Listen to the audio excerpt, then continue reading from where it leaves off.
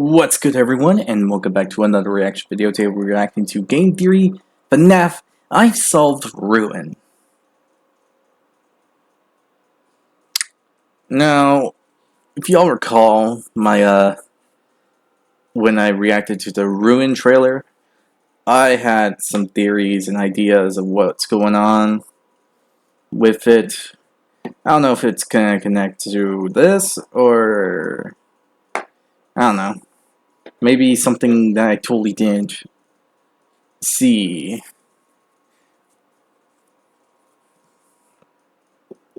But, my guess of what Ruin is, we're playing as Cassidy. Now, stay with me on this. We're gonna play as Cassidy, because if Gregory is this, like, robotic child that's connected to, Evan Afton, everyone's calling him Evan now, so I'm just gonna call him that, because it's good to at least give the child a name, for crying out loud. Anyway, with everything said on that, it would make sense that Cassie would come back in her own robotic child form, one that would be made. I don't know how. I'm not going to try to guess it, because, yeah. Reason is because, the kid Cassie kind of has so many similarities towards, well, Cassidy herself, so it would make sense. So, if anyone was hoping for the theory on Elizabeth Afton being the one we get to play as, it seems like it's not the case, because, honestly, Cassie has black hair, and unless Cassie is like this whole other character, and if we are going to consider the fact that Gregory is a robot, they need to have some sort of connection. And the only person that I can really think of having connection with Gregory, who is, again, designed and modeled as the crying child, Evan Afton, it would be Cassidy, because despite how weirdly explained the whole situation with the,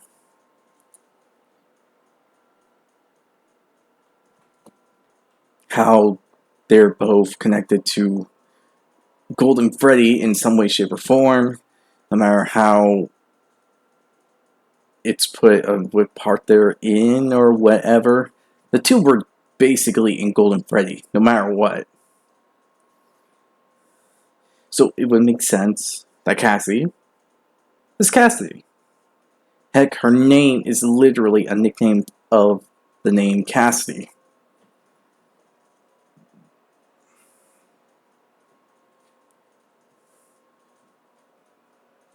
So yeah, this is my thought process on that. But if this isn't the case, then it's probably going to talk about, well, I can't really talk about the animatronics. I guess it'll be talking about if anything is hidden within the trailer, like you need to brighten it up in certain scenes and stuff about that. But yeah, there's that, and the rabbit at the end. I like to say it's William Afton, but with the whole rumor I'm hearing about the copycat and how people explain that, like, I believe I got a message. I don't remember it word by word. Heck, I might have misinterpreted it, and I thought something else, but it said that there's something called a copycat, and it copied William? I don't know. It's confusing, but there's a copycat animatronic, and it copied. Someone, I don't know. When I got that in the comment section, I'm going like, what? There's a copycat? Yeah, it's crazy. I'm not gonna bother you with this one because I'm already talking way too much for an intro. Hit the like button if you enjoyed this reaction video. Hit the subscribe button to support the channel, support the content provided. Hit the notification button to be notified immediately when the video comes out. Leave a comment down below on what you want me to react to next, or what do you have to say about this copycat thing, because it's freaking weird, in my opinion. And finally, the link to this video will be down in the description below. So give Game Theory some love and support for the video they made. If you want to see this video yourself, it's down there. I don't know what else to say on that matter. So just do that, okay? The copycat thing just got me a headache. And I am talking way too long. It should have been short, simple, and with this out of the way, let's just start this video. You know what? I'm not going to ramble on anymore. Let's go. Okay.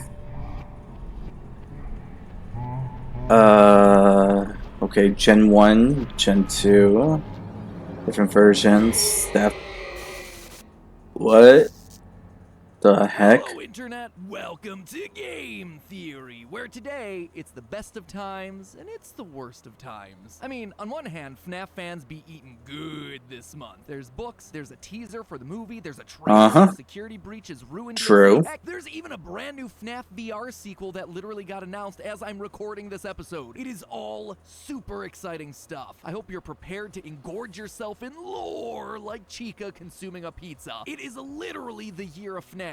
Which is fitting since it's 2023 and that's the year of FNAF 3. Also, probably FNAF 6. Honestly, the only thing they're missing from this okay, yeah, is that's some sort of haunted attraction. But on the other hand, that's kind of true. Chaos in the wider theorist and yeah, unattractive would be kind of cool. Are a lot, and I mean a lot of very significant lore drops that feel unusually explicit for this franchise. Hints to the origins How explicit? Revelations about secret AI programs controlling the Pizzaplex. Confirmation that Gregory was in fact Patient 46. But here's the thing: no one can actually agree on what it's all trying to say. Everyone recognizes that there's been a lot of very important stuff that's being revealed lately, but every online FNAF theorist that I've seen has taken the clues and wound up with a different solution to the puzzle. And normally that's not a big issue. That is the beauty of theorizing, to reach your own conclusions, to make your own predictions, to come up with your own personal headcanons as part of the internet hive mind's attempts to work together and solve a common mystery. I haven't seen the two new books. And people that you don't, and you know what? It's great either way. Except this time, we kinda gotta sort of figure it out. What we're talking about today is some major stuff. Everything that's coming out right now feels like it's trying to guide us into what the plot of Security Breach was meant to be. And now with Ruin coming out in July and building off of that initial game, we've got a ticking clock demanding that we solve things, and quick. I still say it's Cat City. So today I'm here to catch you up on all the major reveals and the ensuing controversies before throwing my purple hat into the ring on what I suspect it all means. Good news, bad news on today's episode, friends. Good news, I think we've been on the right track the entire time. Bad news, I don't think the wider FNAF community is gonna agree with me. This one is no one has. So, are you ready, theorists? It's time to eat pizza and theorize, and I'm all out of pizza. Okay, first let me catch you up on the big FNAF. Pizza sounds good right now.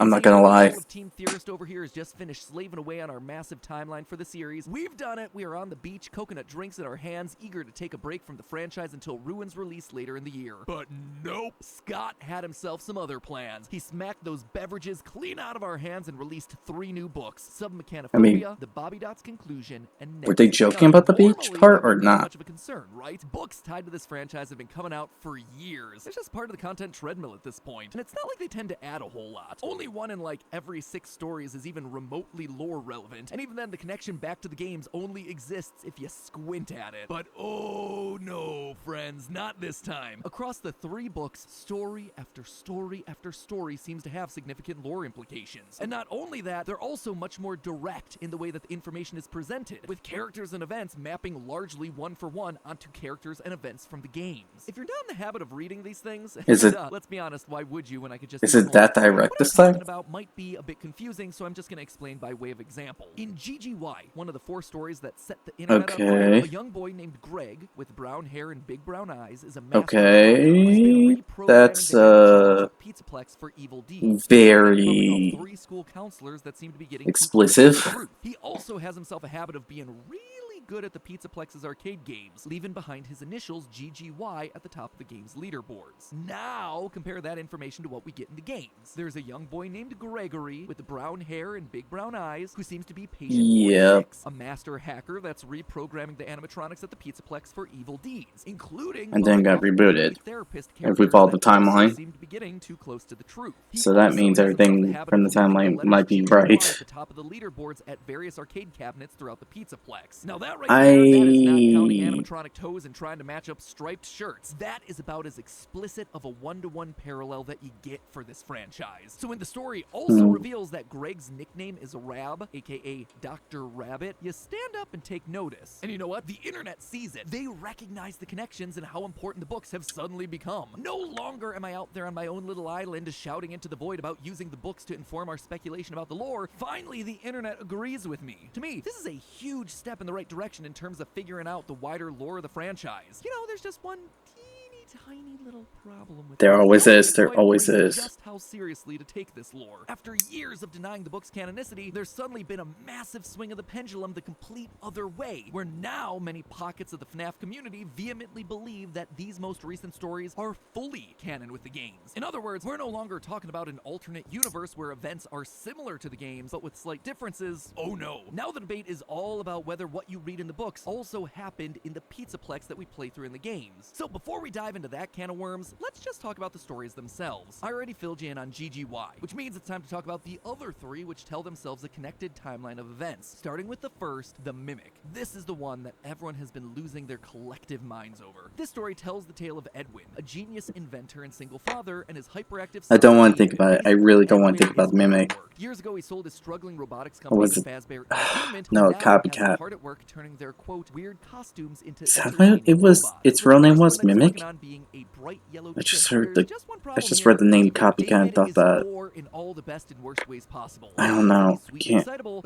I can't deal with this. Demands a lot of time and attention. 2 things that Edwin does not have. So to fix his problem and get himself more work time, Edwin creates a piece of software known as Mimic 1. Using some spare parts, he makes a legless endoskeleton that's able to copy everything that David does. Basically, this thing's an AI that's using David as his training data. And while Mimic 1 starts by merely copying David, pretty soon it's able to respond on its own, independently. And David loves this thing, which means that Edwin is finally able to disappear into his work. Everything seems to be going well until tragedy strikes. An unsupervised David runs out into the middle of a busy highway and is killed. Edwin is devastated, and he takes all his rage out on the Mimic, this robot that continues to behave like his son, infusing the metal of the bot with pure agony. We then flash forward in time to Edwin being gone, and the Mimic roaming the not good. home, a brutal kill. Honestly, that's not good, because if we remember right, agony is just one of the things to bring an animatronic to life. But simply agony just makes it similar to the blob. It just acts on its own. You can't really stop it. So that's crazy. Possession of David's childlike tendencies. So, does any of that sound familiar? Cause it should. It's Henry Emily, a genius inventor who created the robots of Fazbear Entertainment. A man who also happens to be a single father whose only child dies in a tragic accident when they decide to run outside. A creator whose first project was Chica. Now, that alone would be plenty of connected. True. The story continues to I can see the connection between these 2 men. In past videos, I've talked a lot about Henry's signature animatronic design, the hinged jaws that we see on the original animatronics. Yeah, we discussed this with the Ultimate Timeline a bit before that. This is how Edwin decided to build the Mimic. Quote, under the eye housing, Edwin had welded in place a hinged jaw. Speaking of Edwin's robots, do you know what Edwin's first business project was? He made robotic vacuum cleaners, presumably like the ones that we see in FNAF 6. Edwin and Henry even yeah, that's too much of a coincidence. But the other big that's too much of a reveal the story connection to gives us call it a is when Henry coincidence. destroys the mimic. The way this event is described is very similar to when Henry built the final Charlie bot from the fourth Closet novel. Here's how it's described in Tales of the Pizzaplex. He could almost feel his murderous thoughts pouring through his muscles, transfusing through the metal into mimic systems. And here's what happens when Henry builds the Charlie bot after her death. Quote from that book: "When Henry began to make the fourth, his despair turned to rage. He seethed as he soldered her skeleton together, pouring his anger into the forge where he shaped her very bones. It was not Charlotte drenched in grief, it was made alive with Henry's fury." In both instances, we have men who have instilled their creations, animatronics that are literal stand-ins for their dead kids, with the pain and rage of loss. If that's not a solid connection, I don't know what is. Even from a timeline perspective, Yeah, Edwin that's and Henry just make too sense. much In the Mimic, they specifically call out that he's of hitting at home than it should. after the death of his son, he disappears. But then, in another tale from the Pizzaplex, this one called The Storyteller, we meet up with Edwin 40 years later, at the point that he decides to return to the Fazbear franchise to sit on the board of directors. Again, the books make a very specific point to call out all these dates. So why? What's the big deal here? Well, if Edwin is truly the parallel for Henry, Henry lost his daughter Charlie in 1983. We're not exactly sure when he leaves the company, but we definitely know when he comes back, 2023, as evidenced by the numerical code in FNAF 6. Wait. If we connect the two and William and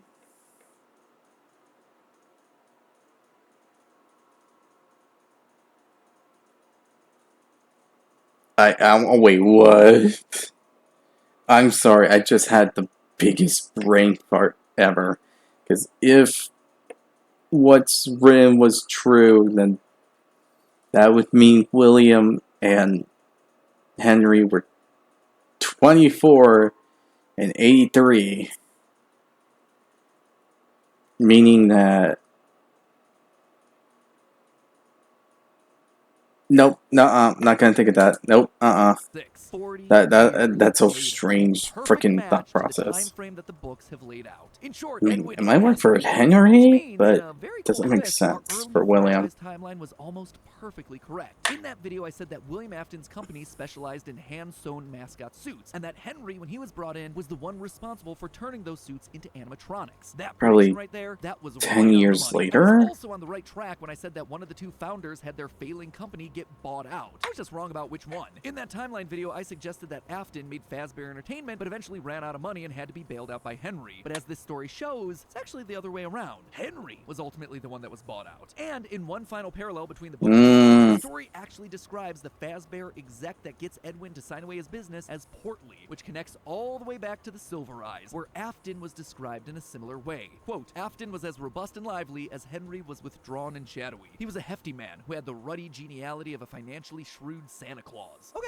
cool, so we've got some confirmation on some early parts of the franchise, but what does any of this mean for Security Breach? Well, that's where the second Edwin story comes in. The story. This one, we rejoin Edwin 40 years later. Okay, so that's kind of ruins that thought process, but he probably did hate Henry for the fact that he made Ned Bear. His name's Burrows, because everyone's always connected to rabbits. Anyway, to cut costs at the complex, Mr. Burrows decides to lay off the entire creative department, instead replacing them with a generative AI that's capable of creating new storylines for all the characters. Basically, this thing is like ChatGPT on steroids. This understandably upsets Edwin, who apparently has gone from engineering nerd to creative heart of the company. But he's not just a WGA member that's upset about some Writers Guild's rights. What makes matters worse is the fact that Mr. Burrows isn't using just any AI, he's installing Mimic 1, the same program that Edwin created, the one that was trained by his son 40 years prior. When they install it, it even comes in the form of his son's favorite toy, a white tiger head. And here's where things start to get real crazy. This AI controls everything in the Pizzaplex. It runs through a large central tree connected through the walls, even tapping into things like the animatronics themselves. In fact, once the Mimic 1 program gets installed, the behavior of all the animatronics starts to change from their normal personalities into something that's a bit more like a 4-year-old. They start to become possessive. They get into tug-of-war matches over toys. They sulk in the corner and cry. David is somehow getting infused in everything that this AI touches. Yeah, I noticed that with Roxy. She was but he dies in the process. very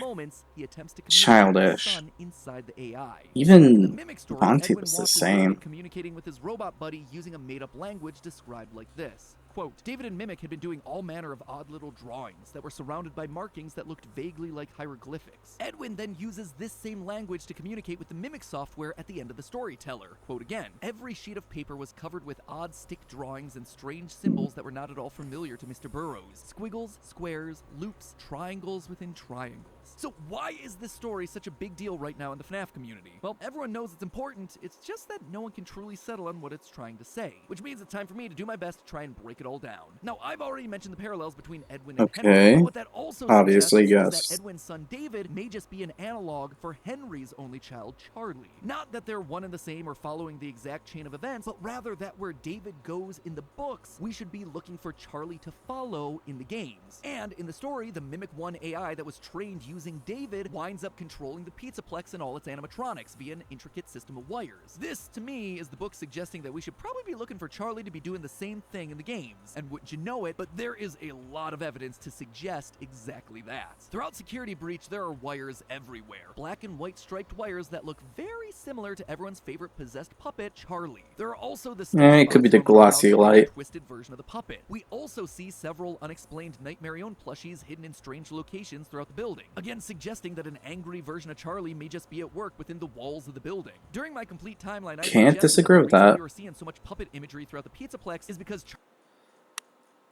yeah, definitely. There was so much marionette stuff that it was crazy. I never commented on it before, but I think I really should have.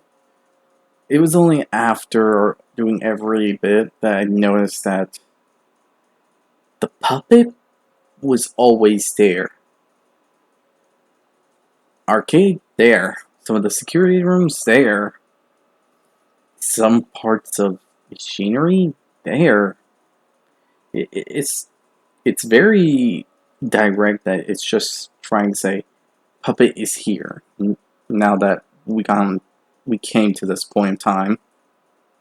But Charlie possessing the building poltergeist style. Just like the house in that movie is possessed by angry spirits, the Pizzaplex is haunted by Charlie because it's built on top of the location of the FNAF 6 fire. Basically, her physical form may be gone, but her spirit is still going to haunt the building until Afton is destroyed. And again, I think that this latest story confirms that I was close about the what, but not necessarily about the how. Charlie is still very much here, but it's not a haunting, it's technological. And look at this. The wires are even formed in such a way that they look like the trunk and branches of a tree, exactly the way the Mimic's wires are described to run through the Pizzaplex in the book. Just like David's consciousness infected everything in the Pizzaplex during the Tale story, so too is Charlie infecting everything in the Pizzaplex of the games. But that's not all. Remember that in the book, I don't know about that. Symbols, sticks, and shapes Then again, the sun inside of the Charlie might be smart, but this is a Charlie that a Mimic is trying to copy from when she was alive and 3 years old, so... I built the breath. They hunt now, drawn to life. The storyteller here is giving us a clue that this wall code, these triangles within triangles, they were written by Henry. How? When? Not sure. Honestly, we hadn't even considered him as a possible person to have written this because he was supposed to be dead in the FNAF 6 fire. But if you look at the text with him in mind, the pieces all fit. Henry did build the breath. He was the creator of the animatronics. And in all stories about Henry, we hear about him repurposing old robotic parts. He is breaking and mending them. But midway through, this coded message starts to switch tones. It starts giving instructions. Quote again, dodge, duck, flash, shoot, crawl, run, crush the vile band. Your life, your aim will save those with soul. He's teaching someone their mission. He's giving some robotic AI their instructions, just like Edwin was trying to communicate with the AI in the book. It is their task to save those with soul. But look specifically at the verbs that are written here, especially shoot and flash. This one has to be talking to Gregory. Not only is he the one that's crushing the vile band of the Pizzaplex, all of those actions are things that he performs in the game. He is the only one shooting with the Faz Blaster. He is the only one flashing with the Faz Cam. It seems like Henry, in a last failsafe against Fazbear, may have built a protector using an AI program and spoke to it using his triangle within triangle code. And that protector has to be Gregory. I know, I can't let robot Gregory go, I get it. But how else do you explain this? No one else is flashing and shooting. That's weird, though. The story GGY confirms to us that Gregory is patient 46, whose secret therapy tapes are played right next to where this code is in the very same room. Everything in this one room is screaming that the message is for Gregory, written in a code that the books tell us is reserved for robot brains. brains. But this then raises two major questions. First, how could I say that Gregory's a robot when we see him in GGY as just a kid at school? And secondly, GGY makes it clear that Gregory is a villain, hacking into the animatronics and using them to kill people. Apparently, all 3 of your former therapists have gone missing, or 2 of them are missing. One of them was found dead. The woman's body was pretty messed up. It looked like it was mangled by machinery. Gregory's pen name for a large portion of the book is Dr. Rabbit, for crying out loud. If that doesn't scream, oh, by the way, I'm also working for Afton, I don't know what does. He even calls himself the most favorite apprentice. So how can I say that he's working for Henry when it's very clearly being told to us that he's also working for William? Well, first off, we never actually see confirmation that he's a human in the books. In fact, we largely get the opposite. Gregory is actually described in the book as, quote, an unfamiliar kid who looked a little lost at the start of the school year. So there's no past with this kid, no growing old together with a group of friends. He just appeared out of nowhere one day. What's more, whenever his friends do something odd, Gregory reacts in a very robotic way. He cocks his head and he has a weird pause in his behavior. Is that a lot to go off of? No. But also nothing about him explicitly says that he's necessarily human, or that he's just the reluctant follower of Afton. But obviously the bigger question here is how? How can he be both a protector bot and an agent of Afton at the same time? This is also a question that's raised in the books. If GGY is saying that Gregory and Glitchtrap are in control of the animatronics, but then the storyteller is saying that an AI version of Charlie is controlling the animatronics. Both stories feel crucial to understanding Security Breach's lore, and yet they seem to contradict each other. So what is going on? Well, for that answer, we actually have to go to the trailer for the new Security Breach DLC, Ruin. In the last few seconds of footage for this new game, we see a glitching techno rabbit, glitching between 2 colors, green and purple. This effect is known as chromatic aberration, which is when the lens of the camera is unable to focus the different colors of light into the exact same point. Usually you see this sort of thing with red and blue, sometimes red and green. Purple and green is not usually the natural color combination for this sort of effect, which means that it's trying to tell us something. And this isn't the only time we see it. If you go over to securitybreachtv.com, which has been the go-to location for all online teasers for these games, the website has the logo down in the corner, glitched again between purple and green. Not only that, they're reverses of each other. Not just reflections, but actually facing in opposite directions. Well, we know that purple is always going to be the villain color. It's evil. That is a given for this franchise. But green, obviously, is probably the opposite color, the hero color. And while it could represent Elizabeth with her signature green eyes, what I suspect is more likely is that the green is Charlie, the color of the security puppet's eyes, the color of the wristband that she was wearing the night that she died. All green. Okay. So Gregory, and honestly within all of these animatronics, there's a capacity for both good and evil. Glitchtrap is in the code, obviously, he's purple, but there's also a force for good, Charlie, in there as well as green. And what we're playing through is a battle between these two to decide I'm imagining them with lightsabers. Story has 2 differently colored eyes. I know that's probably like a dumb thing to think, but I just imagine with them lightsabers. But why Glamrock Freddy isn't? He's booted in safe mode. The storyteller but all the animatronics are hooked into the computer network that everything hinting that he could be Michael. This leaves more questions than answers. Any sort of corruption that's happening within it. And just like that, it all became crystal clear. The reason we have 2 stories telling us about 2 different sources of control over the animatronics in the Pizzaplex isn't because Scott changed his mind or because Steel Wool didn't get the memo. It's because Ruin is literally going to be a battle for control. The forces of evil, Glitchtrap, versus the forces for good, Charlie. One who wants to kill kids and use their souls to gain eternal life, and another who wants to put it all to rest and protect those who can still be saved. And Gregory is stuck there in the middle, both of them existing inside of him. Like he says himself at the end of the trailer, "Don't give up on me yet." But hey, that's just a theory. A game theory. Thanks for watching.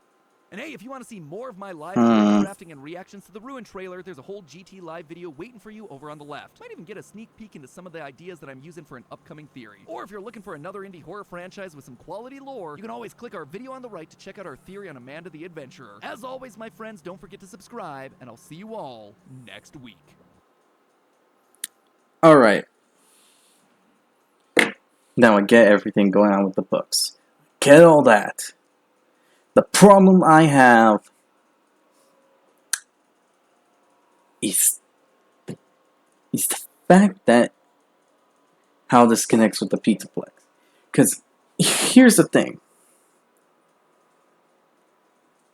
With everything that's being assumed, everything that's being said, we can't say who's in charge of Fazbear's anymore. But it has to be someone with shares and funds from previously to remake the franchise. It has to be someone close with both William and Henry.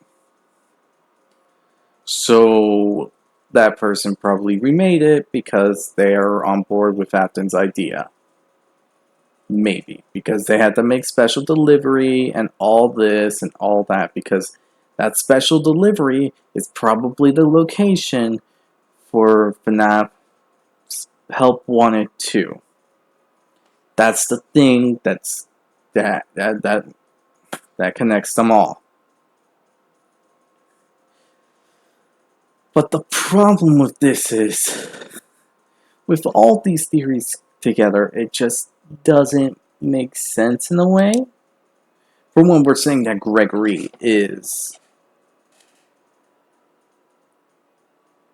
Evan.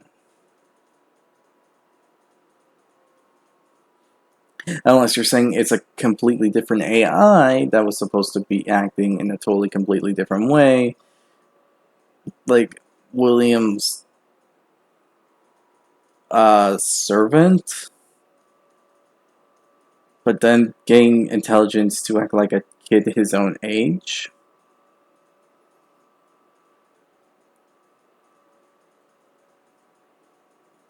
But then it's connected to Cassie, who has to be Cassidy, unless, like, I don't know, William tried to make like an evil version of Cassidy, and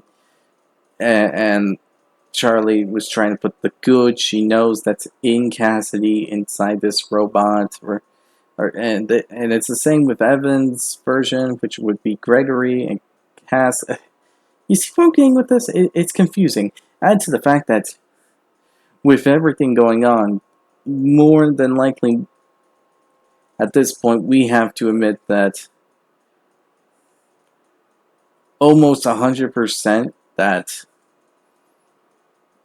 Glamrock Freddy is Michael Afton, or whatever robotic parts that are within him made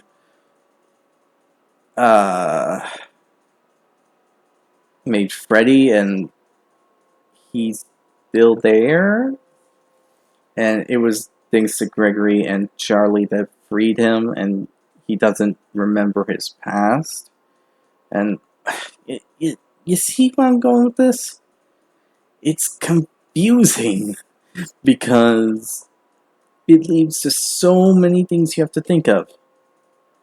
It's like this puzzle that you're going to have to try to put together and realize maybe this puzzle piece doesn't belong here at all. It's contradicting as frick. Because this would mean that Cassidy, Evan, Charlie, and Michael are all there, and no one who actually knows the whole timeline of events knows it.